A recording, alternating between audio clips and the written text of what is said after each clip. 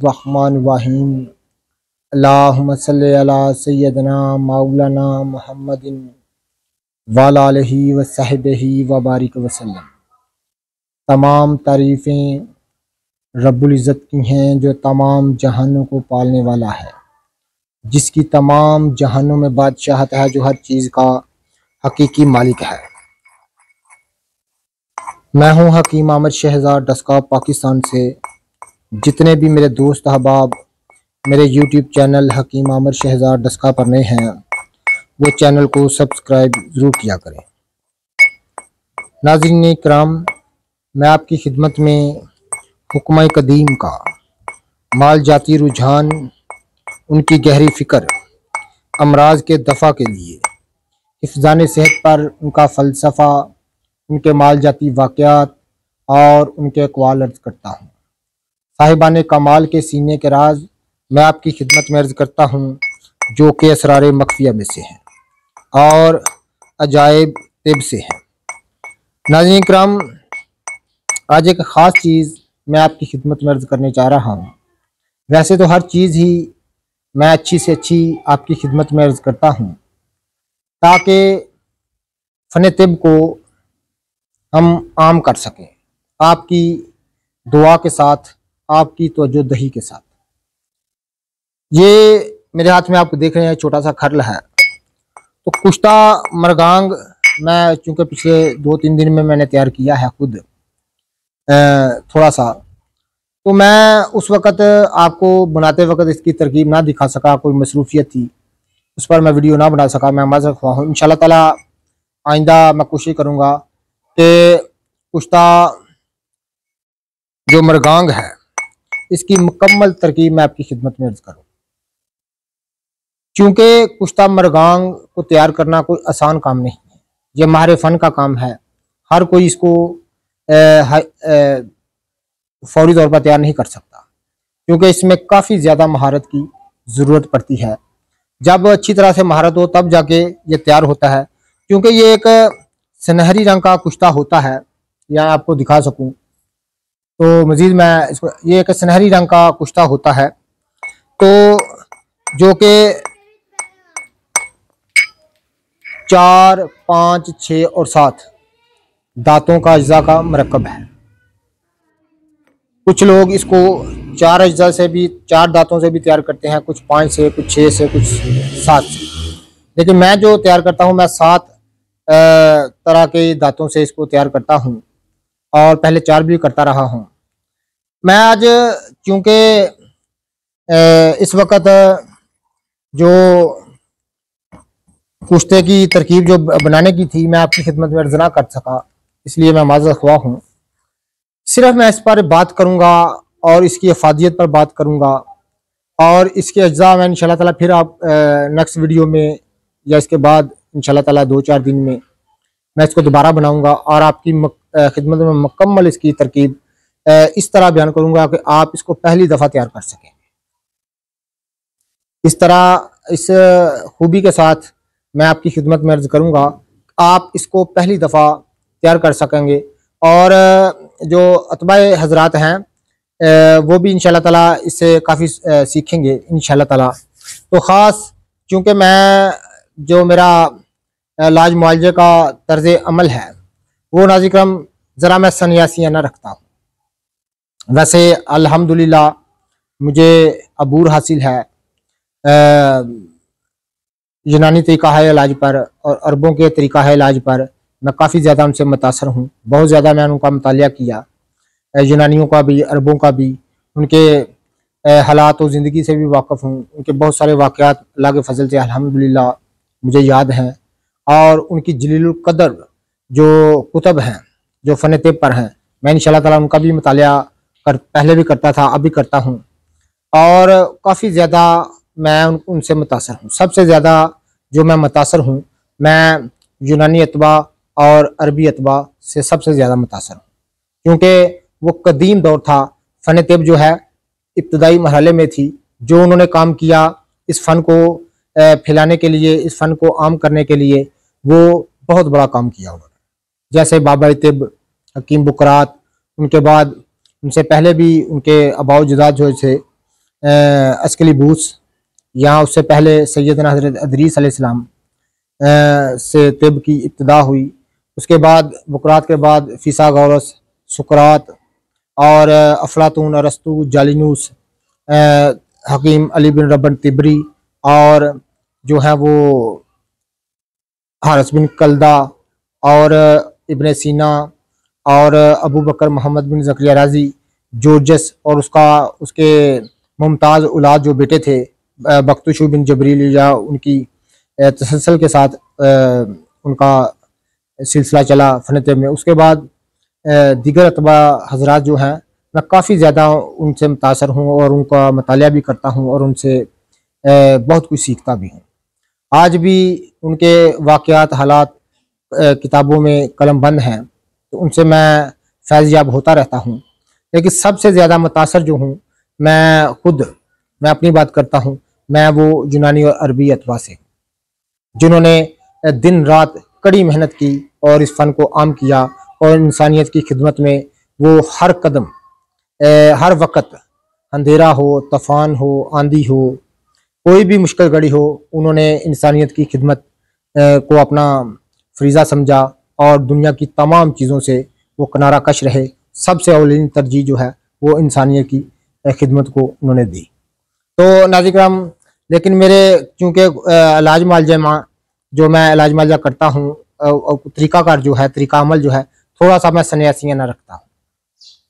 तो इन्होंने बेशक, सन्यासियों ने भी, हिंदी अतबा ने भी कोई कसर नहीं छोड़ी। उन्होंने भी इस फ़न को आम किया। ख़ास तौर पर इल्मुल अक़ाक़ीर में उन्हें जो महारत हासिल थी, कुश्ता साजी में जो महारत हासिल थी, वो आज दुनिया के सामने है। हर कोई उसको जानता है। किस कदर लगन के साथ उन्होंने इस चीज़ को आम किया और मेहनत के साथ निबातात को जांचा, परखा और उनके अफ़ाल व ख़वास दरियाफ़त किए। उनकी मुख्तलिफ़ उनके जो निबातात के जो इंसानी ज़िंदगी पर जो उनके मस्बत असरात हैं, उनको उन्हें दरियाफ़त किया और अमराज के दफ़ा के लिए जो निबातात को अहमियत हासिल है, बेशक हिंदी अतबा ने इनमें कोई कसर नहीं छोड़ी। तो हिंदी अतबा से भी मैं बहुत ज़्यादा मुतासर हूँ, जिनमें सरफ़हरिस्त हकीम अजमल खान दहेलवी रहमतुल्लाह ताला अलैह की मैं हमेशा उनका बड़ा अदब के साथ नाम लेता हूँ, क्योंकि उन्होंने बहुत कारनामे अंजाम दिए। उसके अलावा सन्यासी लोग हैं, जैसे बाबा गुरु गोरखनाथ जैसे अजीम इंसान। इस वजह से नहीं समझना चाहिए, आप मेरी मतलब बात का गलत मतलब ना लिए, तो मैं उनके मज़हब से मुतासर हूँ। मज़हब से मेरा कोई लेना देना नहीं, लेकिन जो इलाज मालजा की उन्हें महारत हासिल थी या जड़ी बूटियों की महारत हासिल थी, उससे मैं बहुत ज़्यादा मुतासर हूँ। इसके अलावा बहुत सारे ऐसे लोग हैं जिन्होंने, तो कुश्ता साजी जो है, नाज़रीन मैं आपकी खिदमत में अर्ज़ कर दूँ, ये जो है हिंदुस्तान की देन है, हिंदी अतबा की देन है। ख़ास तौर पर इसमें एवर वैदक ने बहुत जो है उनका अमल दखल है। तो कुश्ता मृगांग जो है ये हिंदुस्तान की पैदावार है।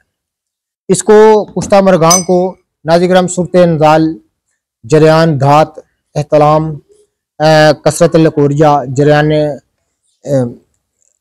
ख़वातीन पर, कसरत हैज़ और ऐसे कई अमराज पर इसको इस्तेमाल कराते हैं। अतबा हिंद जो थे वो इस्तेमाल कराते थे और फैज़ याब होते थे। तो नाज़रीन इसके अलावा भी ये तमाम कुश्ता जो मृगांग है, एक तो ये बड़ा खुश रंग होता है, जैसे कि तिला का कुश्ता हो। दूसरी वजह यह है कि ये तमाम अज़ायर ईसा को ताकत देने में भी इसका बड़ा लाजवाब इसका असरअंदाज होता है। मैं एक छोटा सा वाक़या आपकी खिदमत में अर्ज़ करूँगा इस कुश्ते के मतलब, और इस अजीम शख्सियत का मैं नाम लूँगा, क्योंकि मैंने अपनी ज़िंदगी में काफ़ी सफ़र किया। मैंने अपनी ज़िंदगी में तवील अरसा 20-22 साल जो है मैंने मुसलसल सफ़र किया और बहुत सारे अतबा हज़रात से मैं मिला, उनसे फैज़ याब भी हुआ और उनसे मैं मुतासर भी हुआ। बड़े बड़े अच्छे लोग, इल्म दोस्त इंसान मुझे मिले और बड़े बड़े काबिल इंसान मिले, तो मैं आज तक उनको याद करता हूँ। बहुत बहुत जाहिल भी मिले, सोना बनाने वाले जैसे, अल्लाह उनको हिदायत दे। बड़े बड़े सोना बनाने वाले भी मुझे मिले। तो जाहिलों के भी इस दुनिया में कोई कमी नहीं, लेकिन हमेशा कदर जो है वो इल्म की होती है। जो इल्मी इक़्तिदाम कोई भी हो तो उसको, क्योंकि अल्लाह ताला ने फजीलत बख्शी है, इल्म को अल्लाह ताला ने फजीलत बख्शी है और इल्म फजीलत की एक जो है वो किरण है। तो नाज़िर जहाँ भी इल्म होगा वहाँ रोशनी होगी, अल्लाह का फजल होगा, अल्लाह की रहमत होगी। तो नाज़िर बड़े बड़े अच्छे इंसानों से मैं मिला, जिनमें सरफ़हरिस्त मैं जिक्र करना कुश्ता मरगां के हवाले से। तो उन्होंने मुझे इसका तरीका भी बताया, बल्कि इसका प्रैक्टिकल करा के उन्होंने मुझे कुश्ता बनाने की जो है वो तरकीब भी बताई, मेरे सामने तैयार किया और मुझे फरमाने लगे कि इस तरह से तैयार होता है। और मैंने उनसे ये सीखा कुश्ता मरगां को तैयार करना। तो वो किन अमराज में इस्तेमाल कराते थे, और एक जो मरीज़ा थी उसकी रुदाद में मैं आपकी खिदमत में अर्ज़ करूँगा। हकीम सलाहुद्दीन साहब। मौजू नाज़िर नारंग मंडी। मौजू नारंग मंडी। हकीम सलाहुद्दीन साहब बड़े ही बाकमाल इंसान थे, बड़े इल्म दोस्त इंसान थे। बड़ा उनका गहरा मुतालिया था फ़न तिब पर। फ़न तिब की जो मोतबर कुतब हैं उन पर उनका बहुत सारा गहरा मुतालिया था, और बहुत सारी इलाज मालजों की पेचीदगियों से बड़ी खूबी के साथ वो वाकिफ़ थे। और इलाज मालजा पर जो उन्हें मलका हासिल थी, इलाज मालजा पर जो उन्हें मलका हासिल थी, मैं ज़बान बयान से कासिर है। तो क्योंकि कुश्ता मरगां तैयार करना कोई आसान बात नहीं है, ये माहिर फ़न का काम है। सुन सुना के इसको इंसान तैयार नहीं कर सकता, इस पर बहुत ज़्यादा महारत की ज़रूरत होती महारत है। तो नाज़िर ये नहीं कि ये तैयार नहीं हो सकता, ये मैंने तैयार किया है। इंशाअल्लाह ताला मैं कोई चंद दिन के बाद, 2-4 दिन के बाद इंशाअल्लाह ताला मुकम्मल तौर पर इसको तैयार करके आपकी खिदमत में अर्ज़ करूँगा कि इस तरह करते हैं। मैं इस खूबी के साथ इंशाअल्लाह ताला आपकी खिदमत में अर्ज़ करूँगा कि आप पहली दफ़ा इसको तैयार कर सकेंगे, और ऐसी लाजवाब चीज़ जो है आप अपने पास रख सकेंगे, मरीज़ों पर इस्तेमाल कर सकते कराएँगे, और अपने दोस्तों साथियों को इस्तेमाल कराएँगे। तो हकीम सलाहुद्दीन साहब जो थे बड़े अच्छे इंसान थे, बाकायदा मतलब किया करते थे, बाकायदा वो मतलब को टाइम दिया करते थे, बाकायदा बैठा करते थे। तो उनके लिए सबसे ज़रूरी काम जो होता था वो मतलब पर बैठना होता था। तो मैं उनके पास जाया करता। तो एक दफ़ा कुछ था, मैं उनके पास बैठा हुआ था, एक मरीज़ा आई। तो उन्होंने उस मरीज़ा को जो है वो नाज़रीन किराम काफ़ी ज़्यादा जो कसरत हैज़ है इसकी वो मुब्तला थी, कसरत हैज़ में मुब्तला थी, हैज़ की ज़्यादती बहुत ज़्यादा थी। तो हकीम साहब ने एक अपनी अलमारी से एक शीशी निकाली, जिसमें एक सुनहरी रंग का सफ़ूफ था, जो कि आप देख रहे हैं, बिल्कुल गोल्डन रंग का सफ़ूफ था। तो हकीम साहब ने उस मरीज़ा को 7 पुड़िया बांध कर दे दी मेरे सामने। गालिबन दुआ जो थी यही थी 2-2.5 रत्ती। तो पुड़िया में दुआ थी, बांध के दे दी, और वो मरीज़ा चली गई। तो हकीम साहब ने ख़ास की कि इस पुड़िया को आपने जो है वो मक्खन में रख के खाना है। तो मक्खन के साथ खिलाओ, और तमाम गर्म और तली अशिया से हकीम साहब ने हिदायत की कि आप उनसे परहेज़ करें और इसको इस्तेमाल करें।